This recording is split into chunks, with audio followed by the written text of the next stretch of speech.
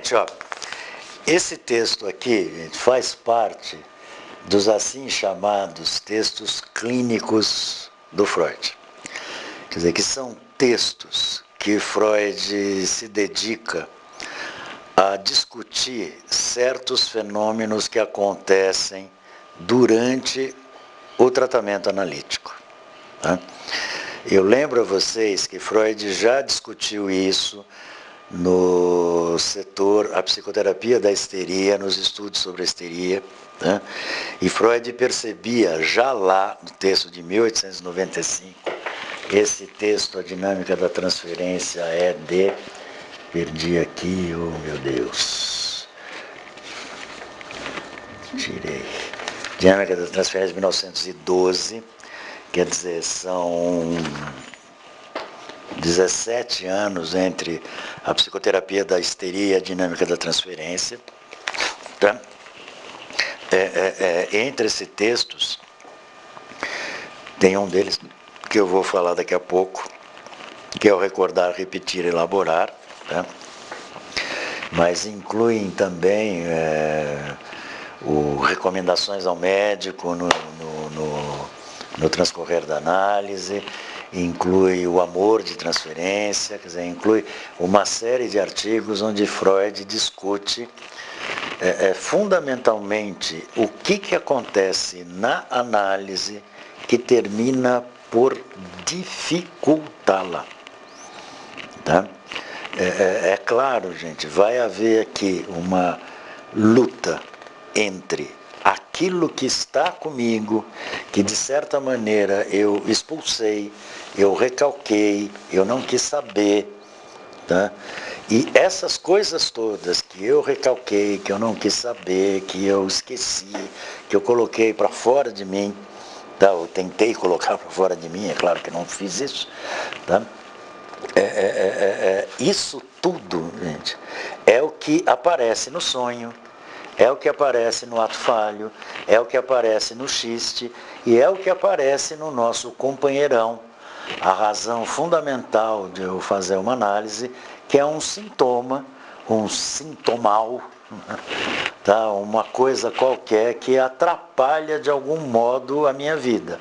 Ou como eu disse lá sobre os dois princípios do funcionamento mental, é aquele fragmentozinho, né, que me aparta da realidade, mas que me mantém de resto presente na realidade. Quer dizer, eu morro de medo de barata, acho que a barata vai me matar, não, isso não tem nada real, a barata não vai matar a mim de forma alguma, eu com um belo pisão, eu explodo com aquele barulhinho interessante, uma barata, tá?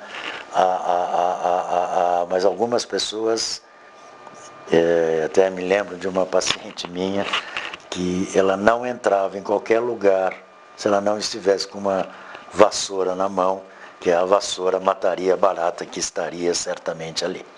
Tá? Não era uma psicótica, era uma neurótica. Esse era o fragmentozinho. Tá? E, gente, e o Freud vai discutir a noção de transferência, e eu digo para vocês, gente, que a noção de transferência, primeira vez que Freud usa esse termo, ele usa esse termo na interpretação dos sonhos, para falar do deslocamento, tá? Como uma função absolutamente automática do ser de linguagem. Tá? Seja no sonho, ou seja no poema, tá? Eu estou o tempo inteiro trabalhando com a noção de transferência. Pegando um verso absolutamente banal. Tem uma pedra no meio do caminho. Tá? Essa é uma frase onde você tem o fenômeno da transferência, o fenômeno da metonímia, do deslocamento, da metonímia, acontecendo diretamente aqui. Tá? Essa frase quer dizer qualquer coisa, menos que tenha uma pedra no meio do caminho. Tá? Quer dizer, então, gente, o fenômeno da transferência é o fenômeno que garante que a análise possa ocorrer. Mas o fenômeno da transferência é como eu defini aqui, tá? Que é a possibilidade de eu trabalhar com a linguagem, com a função poética da linguagem o tempo todo. Tá? Quando Freud discute a dinâmica da transferência, ele discute um caso muito particular da transferência, tá?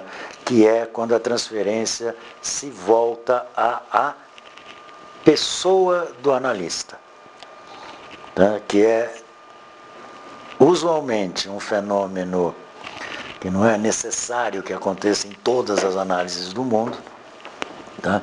A não ser uma particularidade que eu já vou discutir aqui para vocês, tá? Mas,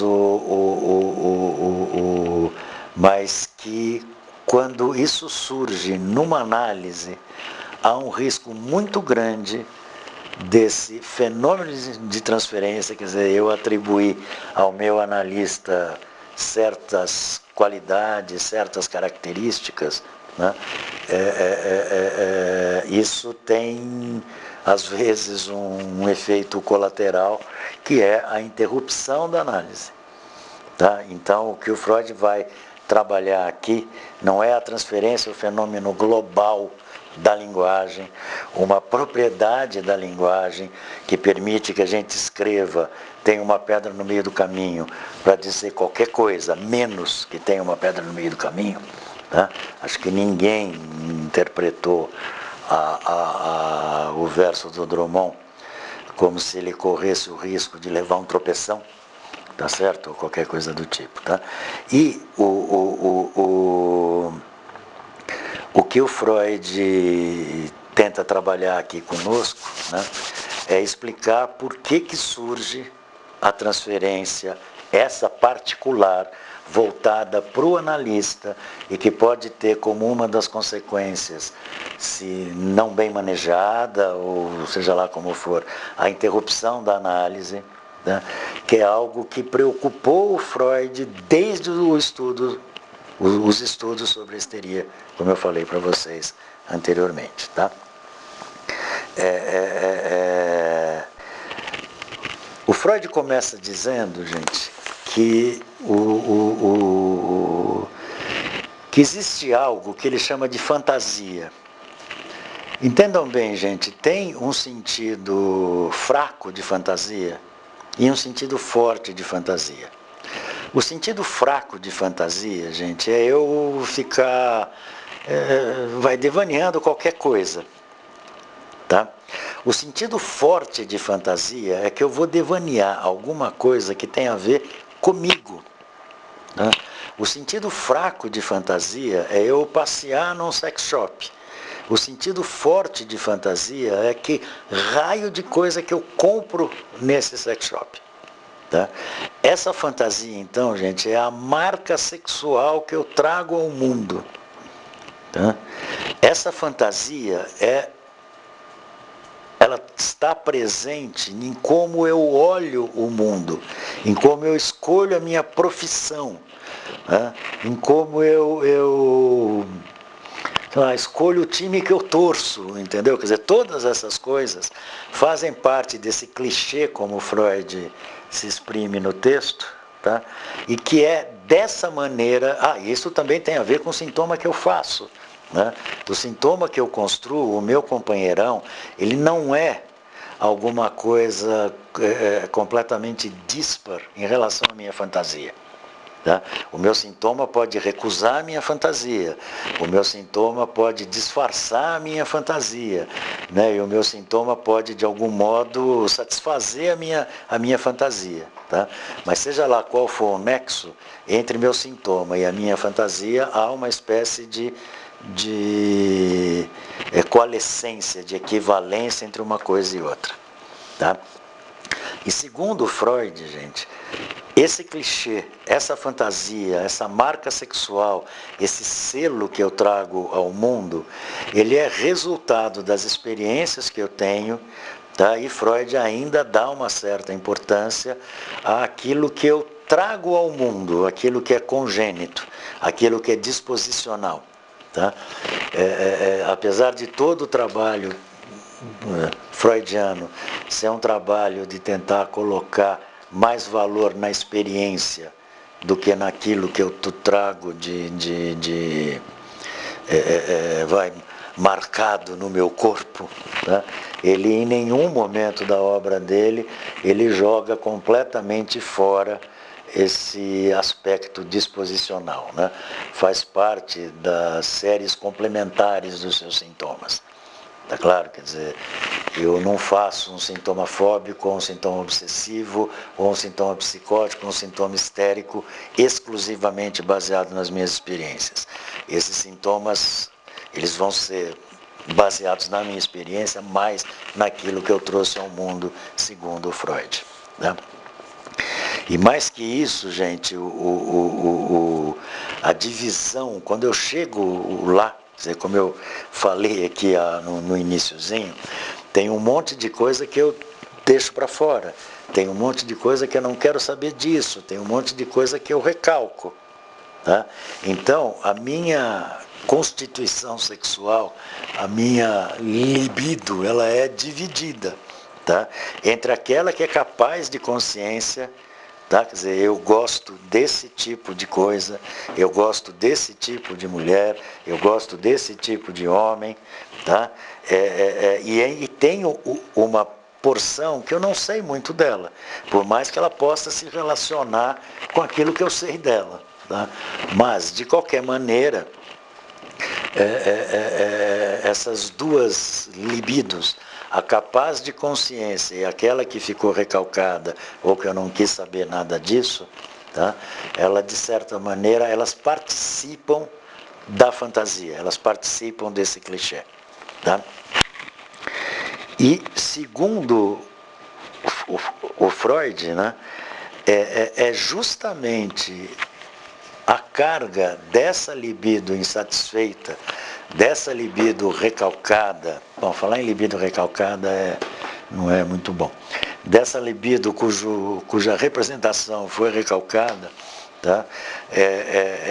Essa libido, portanto, insatisfeita, essa libido que não alcançou o sistema motor, essa libido que não foi descarregada de alguma maneira, segundo o que o Freud diz, é essa libido que vai se direcionar ao médico.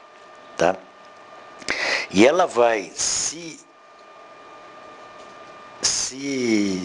direcionar ao médico. O Freud diz, num primeiro momento, que segundo a imagem do pai. Quer dizer, então, apesar de que, quer dizer, Freud fala segundo a imagem do pai, dada essa história de que, segundo Freud, mas isso é uma verdade, né? Quer dizer, se eu vou procurar um analista, assim como quando eu procuro um encanador, eu procuro por alguém que possa dizer alguma coisa sobre por que o meu banheiro está vazando, né? O que acontece aqui. Tá? Assim como por que a minha libido está vazando de alguma maneira. Tá? Quer dizer, então eu sempre faço uma espécie de suposição de que esse analista deve saber alguma coisa a meu respeito, assim como eu suponho que aquele cara que se apresenta como encanador deve saber consertar o encanamento da minha casa, o motor do meu carro. Aí o mecânico, não o encanador, obviamente. Tá? E aí o Freud vai discutir, tá, que existe uma intensidade dessa transferência na psicanálise, ela pode ter uma variedade enorme de intensidades, tá? Desde alguma coisa do tipo, me lembro de uma sessão minha muito tempo atrás, essas coisas acho que elas acontecem muito quando a gente é um jovem analista, acontecem menos quando a gente é analista mais espertinho assim, de uma analisante deitadinha no divã, que de repente se levanta e diz a mim, eu quero ter uma história com você, não quero mais fazer análise. Tá?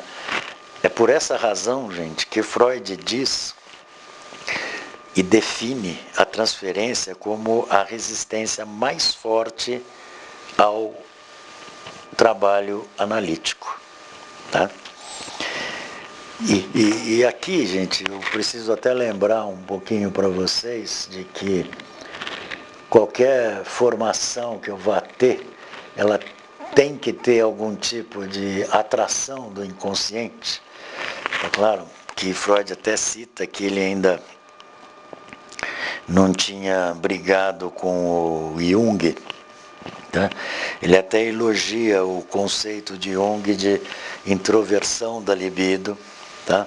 Que é exatamente então esse movimento que faz parte do meu clichê, mas que uma parte da minha libido eu não satisfaço e eu retorno para os meus objetos ou para as minhas representações internas. Tá? Tá? Quer dizer, esse tipo de coisa reduz a libido disponível à minha consciência. Tá?